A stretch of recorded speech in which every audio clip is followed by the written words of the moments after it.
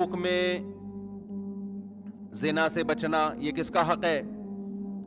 توبہ کر لیں بھائی. بد نظری کرنا صغیرہ گناہ ہے, عادت پڑ جائے تو کبیرہ گناہ ہے. یہاں سے نوجوان خوش ہو گئے ہوں گے, اچھا بد نظری صغیرہ گناہ ہے. تو یہ خوب سمجھ لو, جو بد نظری ایک دفعہ کرتا ہے بار بار بھی وہی کرتا ہے. ایسا نہیں ہوتا کہ سال میں ایک دفعہ اس نے کسی انٹی کو دیکھا اور یہ سوچ کے کہ بھائی صغیرہ ہو گیا, میرا ایک جو صغیرہ گناہ تھا وہ میرا پیکج کمپلیٹ ہو گیا ہے, اور صغیرہ پہ اللہ پکڑتا نہیں ہے. کیونکہ جو ایک دفعہ دیکھتا ہے وہی روزانہ بھی دیکھتا ہے, وہی بار بار بھی دیکھتا ہے. جو نہیں دیکھتا وہ ایک دفعہ بھی, بولو نا, نہیں دیکھتا. تو صغیرہ تو اس لیے شریعت نے کہہ دیا کہ بھائی بعض دفعہ ہو جاتا ہے, انسان ہے, کبھی نظر پڑ جاتی ہے, پھر دوبارہ بھی نظر اٹھا کے دیکھ لیتا ہے, گناہ ہو جاتا ہے. مایوس نہ ہو کہ یار اب تو میں کبیرہ کا مرتکب, اب تو میں توبہ استغفار کرو, آئندہ کے لیے حفاظت کرو. تو زنا کرنا کبیرہ گناہ ہے, قتل کرنا کبیرہ گناہ, بہنوں کی وراثت کھانا صغیرہ ہے کہ کبیرہ ہے؟ کبیرہ گناہ ہے. وراثت میں تاخیر کرنا تقسیم کرنے میں, آج کل کھاتے نہیں ہیں لوگ, کہہ رہے ہیں ابا کے انتقال کو 30 سال ہو گئے, ابھی ٹھہرو ذرا, کریں گے, اماں کا بھی انتقال ہونے دو. تو یہ صغیرہ نہیں ہے میرے بھائی, ویڈیو نہ بنائیں, یہ صغیرہ نہیں ہے, یہ کیا ہے؟ کبیرہ گناہ ہے. جب لکھا ہوا ہو کہ ویڈیو نہ بنائیں پھر بھی بنانا صغیرہ ہے کبیرہ ہے؟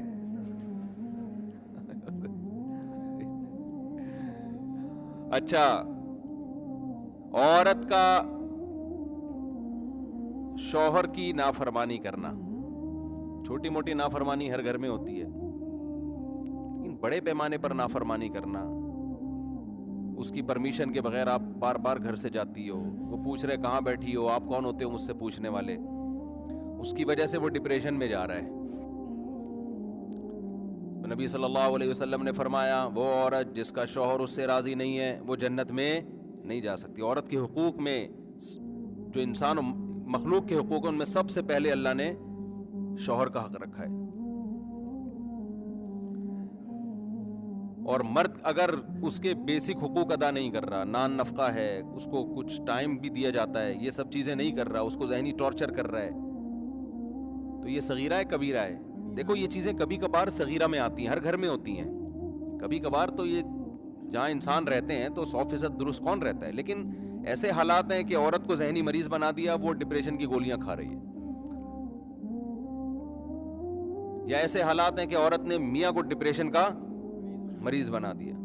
عدالتی خلے لے کے شادیاں جو ہو رہی ہیں آج کل, مرد کے بچے بھی گئے, بیوی بھی مارکیٹ سے شارٹ, بیگم صاحبہ کو کوئی اور پسند تھا, خلا لیا, چلو جی وہاں. مفتی اور حضرات چیختے رہ جائیں اس خلا کی کوئی حیثیت نہیں ہے, تو یہ کون ہوتے ہیں؟ میں نے ابھی ایک بیان تھا میرا خلا پر نا, اس پہ نیچے لوگوں کے بہت سارے نیگیٹو کمنٹس, بار بار کہہ رہے ہیں خلا کا حق تو اللہ نے عورت کو دیا ہے, یہ مولوی دیکھو کیا, یہ مولوی غلط گائیڈ کر رہا ہے. قرآن میں کہیں بھی نہیں ہے کہ خلا کا حق ایسے دیا ہے عورت کو کہ شوہر کی اجازت کے بغیر وہ خلا لے لے, ایسا قرآن میں کہیں بھی نہیں ہے. خود قرآن کے اندر موجود ہے, فلا جناح علیہما, میاں بیوی دونوں پر کوئی گناہ نہیں ہے کہ وہ ایگریمنٹ کر لیں. اگر دونوں حدود اللہ پہ قائم نہیں رہ سکتے اور عورت شوہر سے مطالبہ کرے کہ مجھے علیحدگی چاہیے, تو اللہ کہہ لیں دونوں پر کوئی گناہ نہیں ہے کہ شوہر مہر واپس لے کے اس کو چھوڑ دے. یہ ہے خلا, فی مفتدت بھی, فدیہ دے دے اس کو. تو فدیہ جانبین کی مرضی سے ہوتا ہے. معاوضہ جب بھی کسی چیز کا لیا جاتا ہے تو اگلا معاوضہ قبول کرنے پر راضی بھی تو ہو نا. تو خلا اسلام میں ایک ایگریمنٹ ہے, تو دونوں طرف سے ہوتا ہے. اور بخاری کی مشہور حدیث ہے, نبی صلی اللہ علیہ وسلم کے دور میں خلا کیسے ہوا تھا. وہاں آپ صلی اللہ علیہ وسلم نے شوہر کو بلا کے راضی کیا تھا. خاتون نے نبی کی عدالت میں کیس دائر کیا کہ میں نہیں رہنا چاہتی, آپ نے ان کے شوہر کو بلایا اور ان کو حکم دیا طلقھا, ان کو طلاق دو. ان کے شوہر نے طلاق دی, پھر نکاح ختم ہوا ہے. سمجھتے ہو کہ نہیں سمجھتے؟ تو عام طلاق میں اور خلا میں فرق یہ ہے کہ عام طلاق مرد اپنی مرضی سے دے رہا ہوتا ہے, عورت کا اس میں مطالبہ نہیں ہوتا. خلا میں عورت کا مطالبہ ہوتا ہے. تو خلا عورت کا حق کا مطلب یہ ہے کہ عورت بھی طلاق کا مطالبہ کر سکتی ہے. یہ مطالبہ کرنا ضرورت کے وقت ناجائز نہیں, اگر کوئی ضرورت ہو تو کر سکتی ہے, کوئی معقول وجہ ہو. آج ہماری عدالتوں نے کتنا آسان بنا دیا اس کو.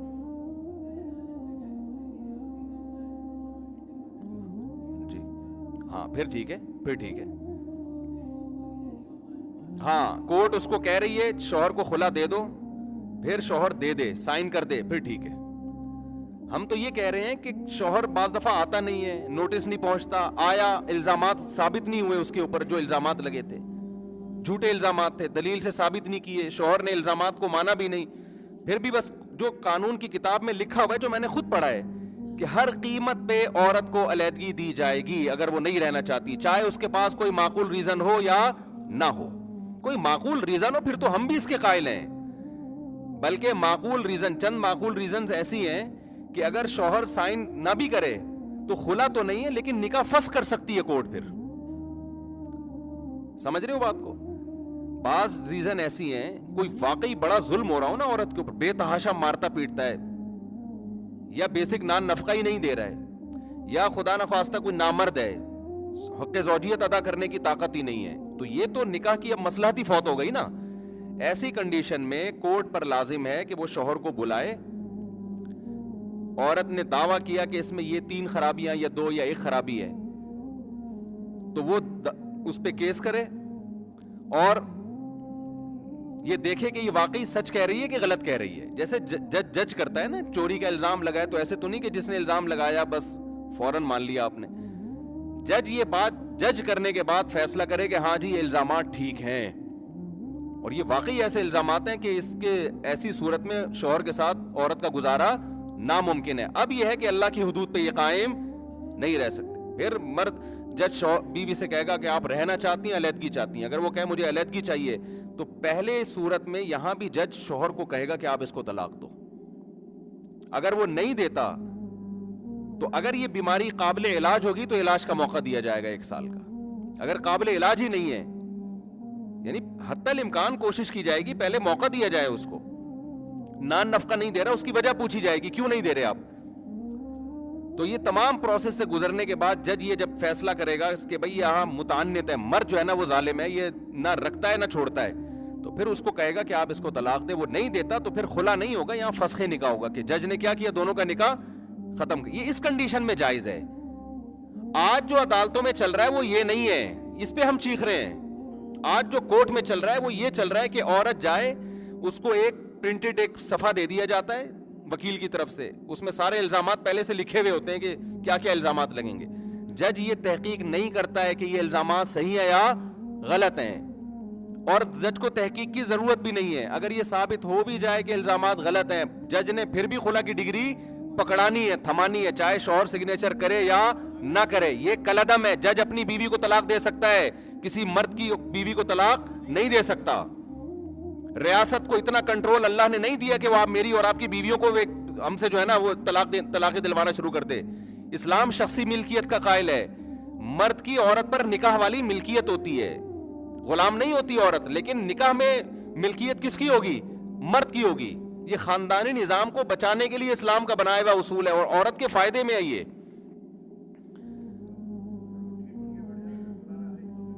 ہاں اگر وہ ڈھیڑ بن کے بیٹھ جائے نا, عورت نے الزامات لگائے شوہر کے اوپر, گواہوں سے ثابت کیا, عدالت نوٹس بھیج رہی ہے شوہر کو آ جاؤ, وہ نہیں آ رہا, اور الزامات اسی سنگین نوعیت کے ہیں.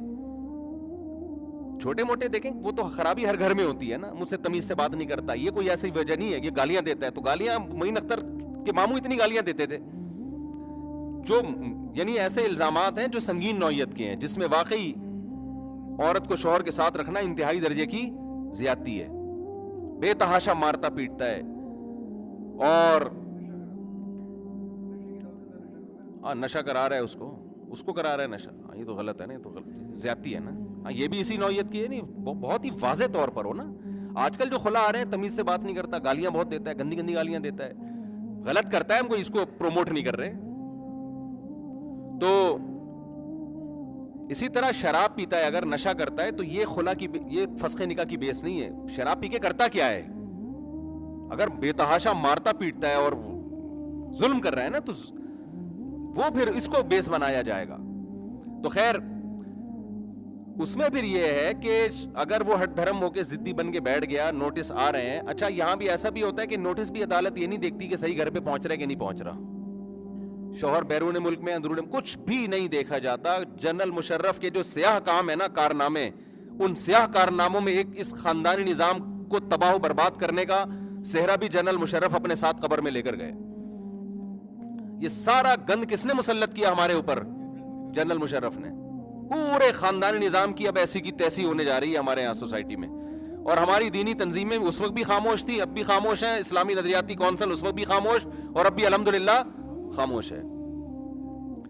تو پتہ نہیں کیوں خاموش ہے, ان کی کیا مسئلت ہے, واللہ عالم.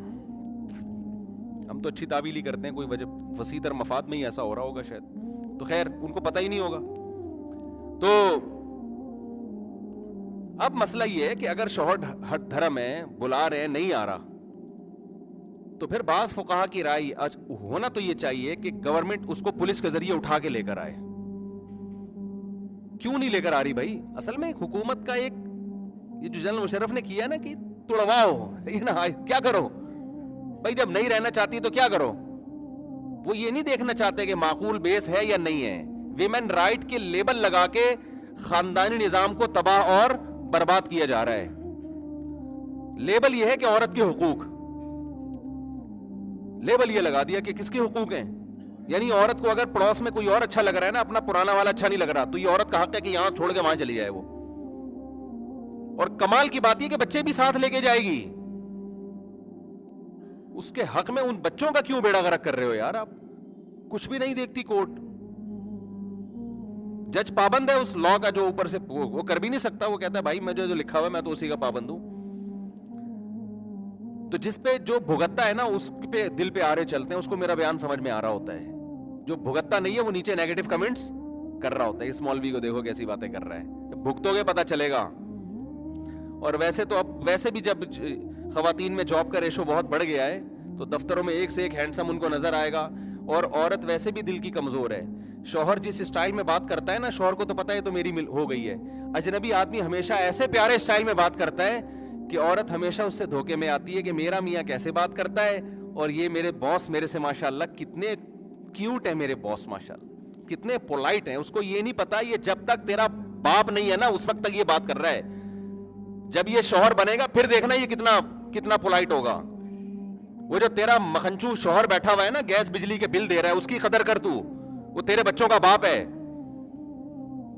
اس کو یہ لگ رہے ہیں سارے جو ہے نا ہینڈسم اسمارٹ اور اتنی تنخواہ اور یہ مجھے گاڑیاں دلائیں گے اور یہ کریں گے, اور وہ پھر خلا لے لیا.